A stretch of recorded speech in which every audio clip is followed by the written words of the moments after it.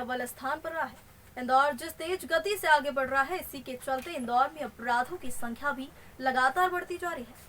इसी को देखते हुए इंदौर पुलिस लगातार नए प्रयोग कर रही है और इंदौर पुलिस ने बुधवार दोपहर एक फिंगरप्रिंट स्कैनर को लॉन्च किया है, जो अपराधियों को पकड़ने में कारगर साबित होगी। इंदौर पुलिस ने आज एक अनूठा प्रयोग करते हुए फिंगरप्रिंट स्कैनर लॉन्च किया है और यह फिंगरप्रिंट स्कैनर अपराधियों की धरपकड़ के लिए काफी कारगर साबित होगा। इंदौर पुलिस कमिश्नर हरिनारायण चारी मिश्रा ने बताया कि पूरे देश में यह अपने आप में पहला प्रयोग होगा जो इंदौर पुलिस करने जा रही है। इस फिंगरप्रिंट स्कैनर के माध्यम से ऐसे संदिग्ध अपराधी जो चैन स्नैचिंग, लूट और चोरी की घटना में शामिल है। स्क्रीन को कैप्चर करना चाहते तो वो भी मैं दे देता हूँ।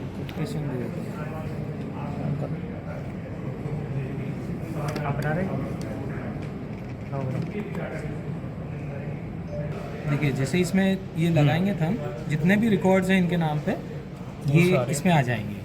ऐसा नहीं कि एक पर्टिकुलर एक ही साधारण चोरी है, कुछ लूट का है या कुछ है तो वो भी पूरा आ जाएगा और ये डिटेल पूरा यहाँ पे दिख जाएगा।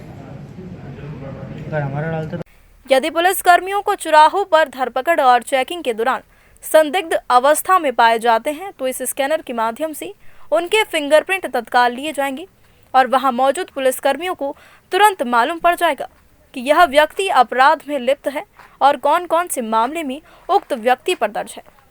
ऐसे में अगर किसी भी क्षेत्र में वो अगर अपराध करता है तो कहीं भी पकड़ा जा सकता है।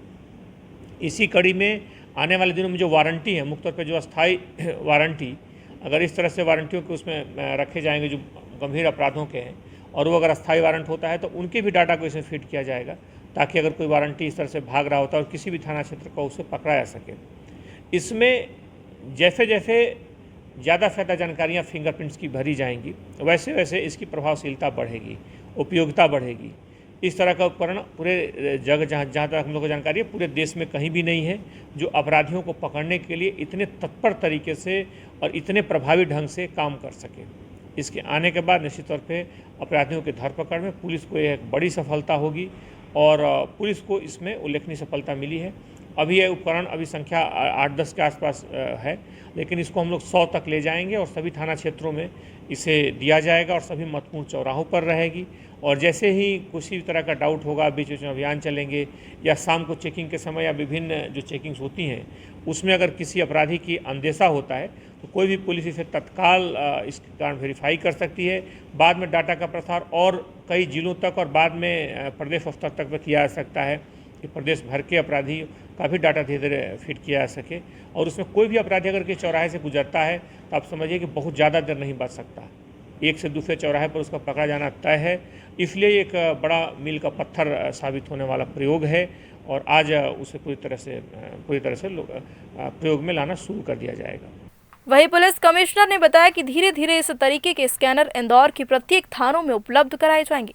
साथ ही चौराहों और संवेदनशील इलाकों में तैनात पुलिस कर्मियों को भी दिए जाएंगे।